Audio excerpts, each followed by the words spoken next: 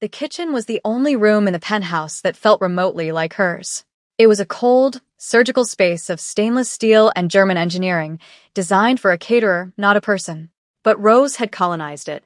Jars of her own spice blends stood in defiant rows against the gray marble backsplash. A worn wooden spoon, the only thing she brought with her from her old life, rested on a pristine quartz countertop. In this cold, silent palace overlooking the glittering sprawl of Seoul, the scent of braising oxtail was an act of rebellion. Rose moved with an economy of motion that belied her soft, generous curves. Her hands, deft and sure, stripped thyme leaves from their stems. She was 22 years old, a wife in name only, a debt payment in flesh.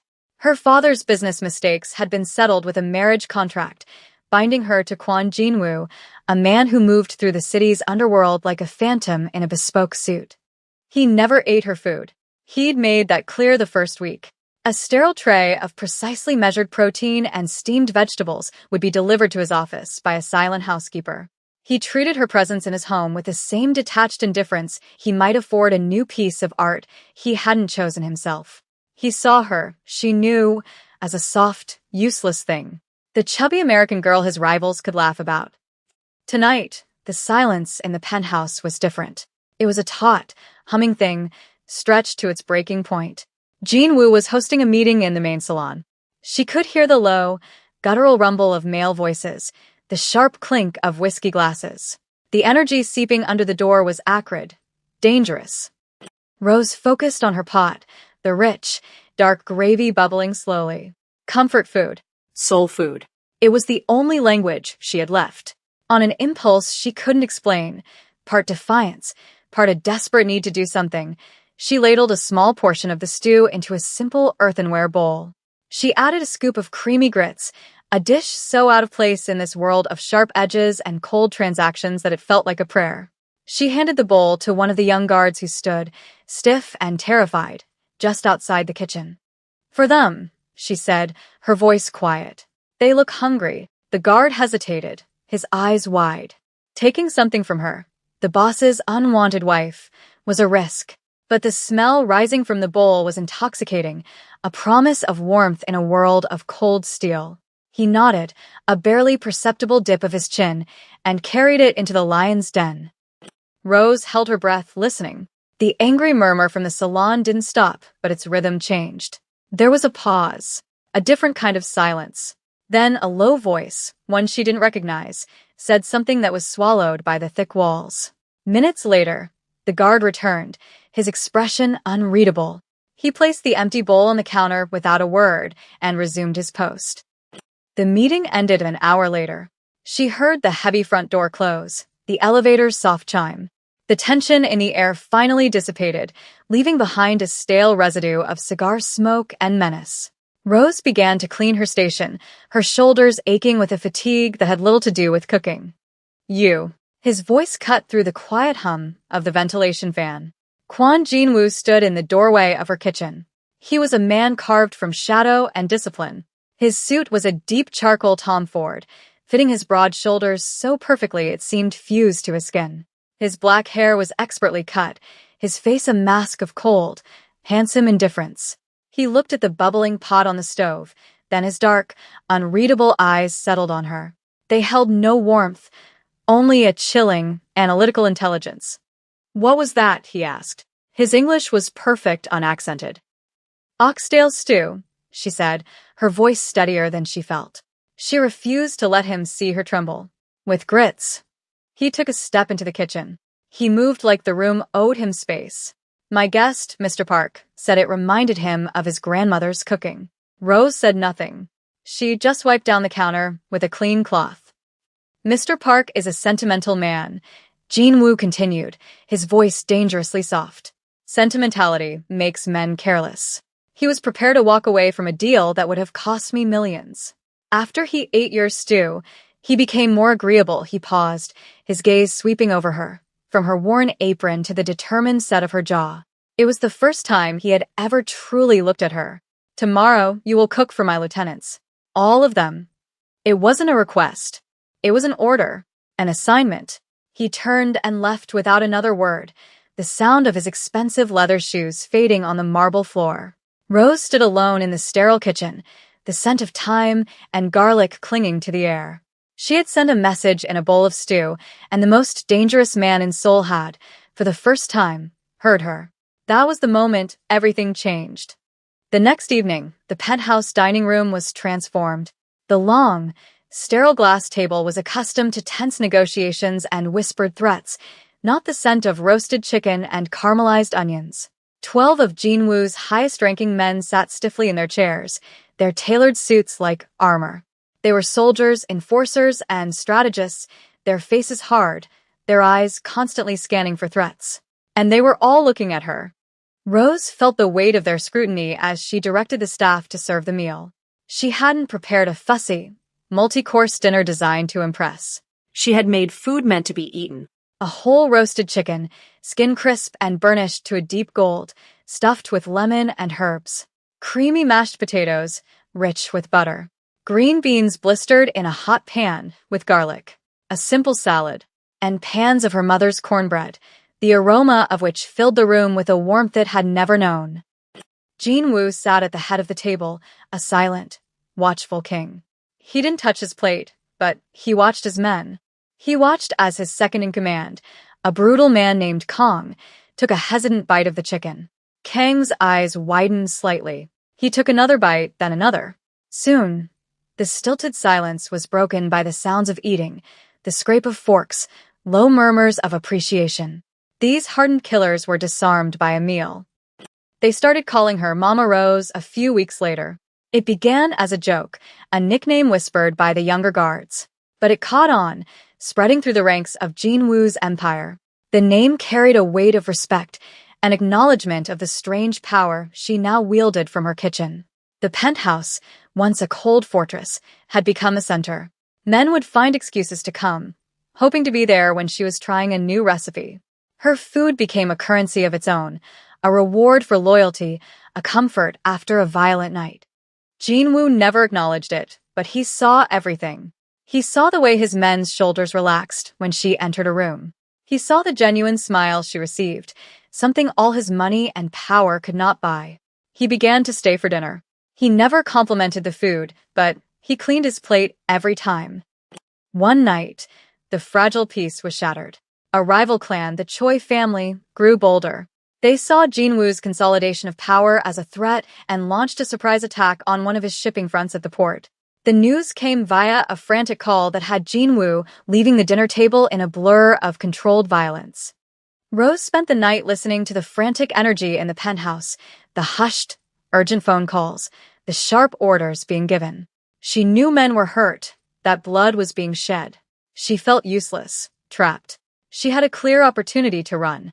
Security was focused on the crisis, the perimeter vulnerable for the first time since she'd arrived. The thought was a sharp, painful temptation. A life of her own was just a few unguarded doors away. But she thought of the young guards, of Kang's grudging respect, of the exhausted faces she knew would be returning. Instead of running to the door, she walked back into her kitchen. She pulled out the largest stockpot she had and began to make soup. A rich, restorative chicken and rice soup, simmering it for hours until the broth was liquid gold. She baked bread until 3 a.m. She made sustenance. She made comfort. It was a deliberate choice to stay, to fight her own battle with the only weapons she had. Jinwoo returned just before dawn. He was a specter of exhaustion and violence. There was a dark smudge of what could only be blood high on his cheekbone, and his knuckles were scraped raw. He walked through the penthouse, his presence silencing the frantic activity. His men parted for him, their faces a mixture of fear and reverence. He stopped in the doorway of the kitchen, drawn by the light and the aroma. Rose was stirring the huge pot of soup, her movements slow and weary. She didn't look up, sensing his presence. The air between them was thick with everything unsaid. He watched her for a long time, his expression unreadable. The cold mask was still in place, but she could see the bone-deep fatigue in the line of his shoulders, the darkness in his eyes. This was the man behind the monster, wounded and raw. It was a glimpse of a vulnerability he would never admit to. He walked toward her, his steps silent. He didn't speak. He simply reached past her for a bowl.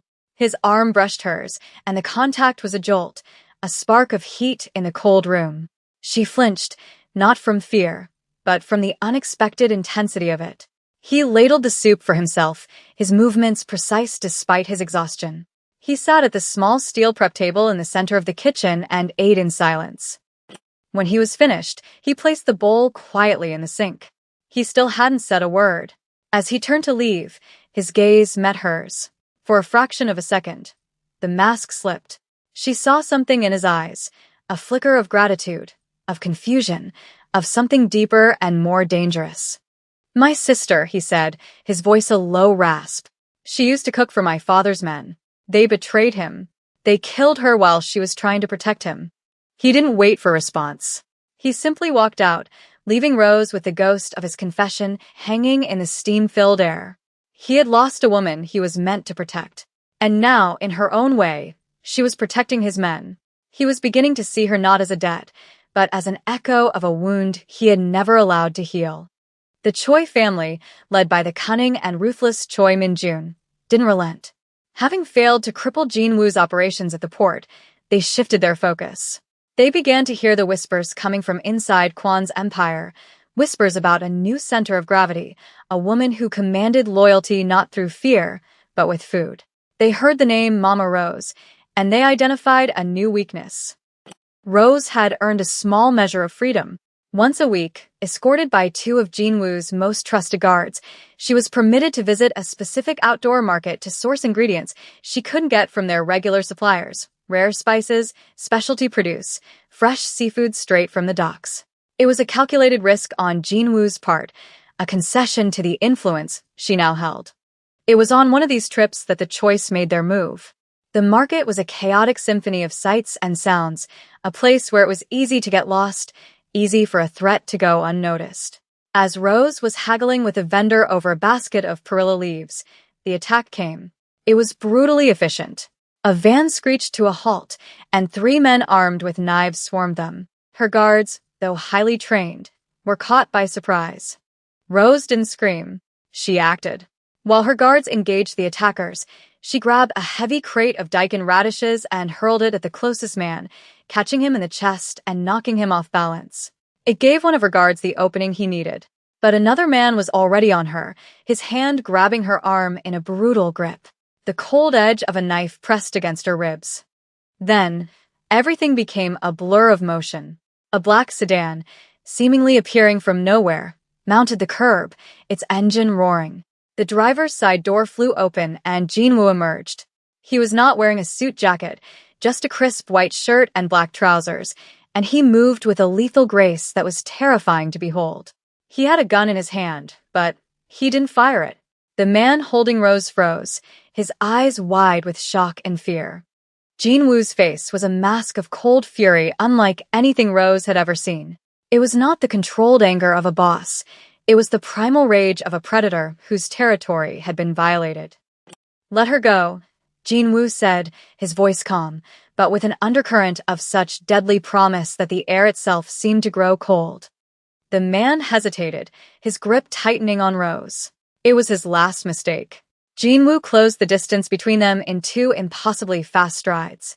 The butt of his gun came down in a vicious arc, shattering the man's wrist. He howled in pain, the knife clattering to the pavement. Jean Woo didn't stop. A precise, brutal sequence of strikes left the man unconscious on the ground before his partner could even react. The chaos was over in seconds. Jean Woo stood over the fallen man, his chest rising and falling. He turned to Rose, his eyes blazing. He grabbed her arm, his grip firm but not painful, and pulled her toward the car. He wasn't just protecting an asset. He was protecting her. The raw, possessive fury in his eyes was a confession more potent than any words. He shoved her into the back seat and got in beside her, barking orders at his driver. He was breathing heavily, the adrenaline of the fight still coursing through him. He looked at her, his gaze sweeping over her as if checking for damage, and he saw the tear in her sleeve, where the man had grabbed her. His jaw tightened. He had almost lost her. That night, one of the captured Choi family soldiers was brought to the penthouse. He was tied to a chair in Jean Woo's office, defiant and spitting insults. Jinwoo stood before him, calm and patient, a collection of cruel-looking instruments laid out on his desk. Rose watched from the doorway, her heart pounding. She was supposed to be afraid, horrified, but all she felt was a cold, simmering anger. They had tried to take her. They had tried to use her to hurt him. She noticed the man's dialect, a subtle accent from the southern coast. She saw a faded tattoo on his forearm, a fishing boat. She turned and walked to the kitchen. She ignored the questioning looks from the guards. She worked quickly, her hands sure. She made a simple anchovy and seaweed broth, adding soft tofu and rice.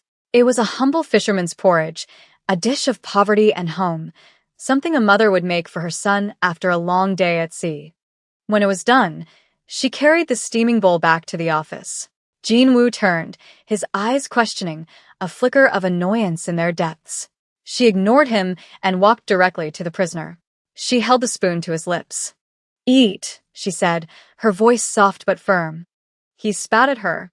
The glob landed on her apron. She didn't flinch. She simply wiped it off and held the spoon out again.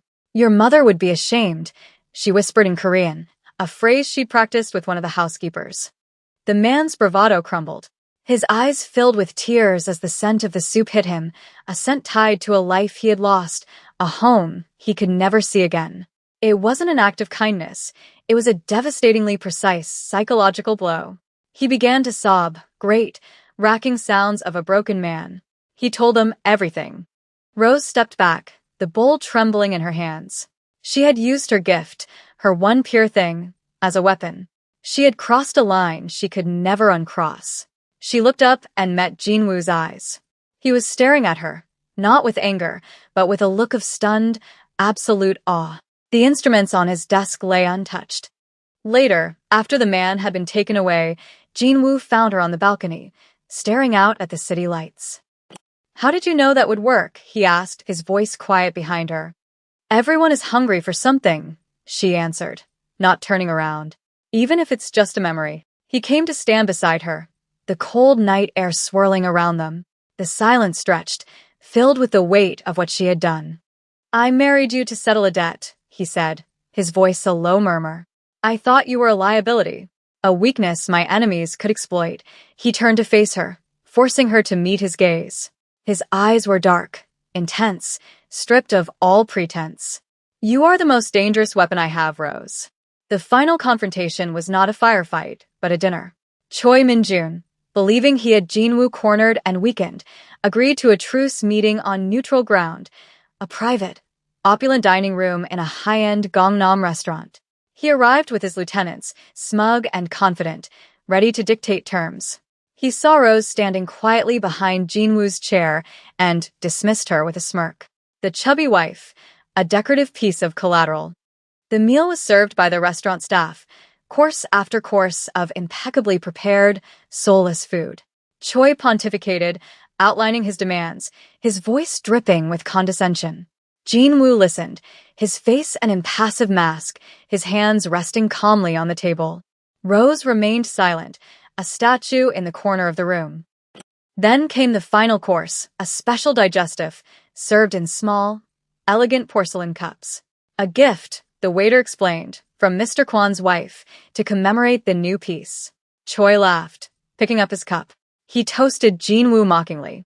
"To your charming wife," he said, and drank it down. Rose watched him, her expression unreadable. She had sourced the ingredients for the digestive herself, through her network of market vendors and kitchen suppliers, a network that was now fiercely loyal to Mama Rose. The main ingredient was a rare, potent root, ground into a fine powder. It was not a poison. It was a fast-acting paralytic, tasteless and odorless. It began subtly, a tremor in Choi's hand as he set the cup down, a slight slur in his speech as he tried to continue his victory speech. He looked at his hands, confused. His men started to notice, their confident expressions turning to alarm. Choi tried to stand, but his legs wouldn't obey. Panic flashed in his eyes as he slumped back into his chair, his body suddenly, terrifyingly useless. He was conscious, aware but utterly helpless. That was the signal. Jinwoo's men, who had been posing as restaurant security, moved in. They were silent, efficient, and utterly ruthless. There was no struggle. Choi's men were disarmed and subdued before they could even process what was happening. Rose had not waited for a rescue. She had not been a pawn in the game. She had set the board, chosen the pieces, and with a single, humble cup, had checkmated a king. When it was over, and Choi was being dragged away, his eyes wide with impotent fury, the room fell silent. Only Jinwoo and Rose remained. The air was thick with the ghost of violence and the lingering scent of the digestive. Jinwoo rose from his chair and walked to her. He didn't look at her with awe or surprise anymore. He looked at her as if he were seeing her for the first time and the last time, all at once. He took her hand, the hand that had measured the powder, the hand that had created the victory. He raised it to his lips, his gaze locked on hers. It was not a kiss of passion, but a gesture of fealty, an acknowledgement. "My lieutenants call you Mama Rose," he said, his voice low and resonant in the quiet room. "They are wrong." He pressed his lips to the back of her hand, a soft, deliberate pressure. "An empire does not call its queen Mama," he straightened, his grip on her hand tightening, not in possession, but in partnership. "They will call you by your rightful name." He didn't need to say what it was. She had paid a price for this victory. The warmth of her kitchen, the innocence of her gift, had been forged into a weapon. She could never go back to being just a cook, a girl who found solace in spices and slow-braised meats. She had chosen this world, this man, this power. He led her from the room, his hand holding hers, their fingers intertwined. They walked out into the main corridor of the restaurant, where his soldiers stood waiting. As they passed, the men bowed their heads. It was a gesture she had seen them give him 100 times. But tonight it was different. Their eyes were on her. They bowed not just to their boss, but to his queen. She had entered his world as a payment, a prisoner in a gilded cage. Now, she walked beside him, a ruler in her own right, the architect of a victory won not with bullets, but with a bowl of soup and a cup of tea. Her throne was not made of gold, but of steel and spice, and from it, she would help him rule.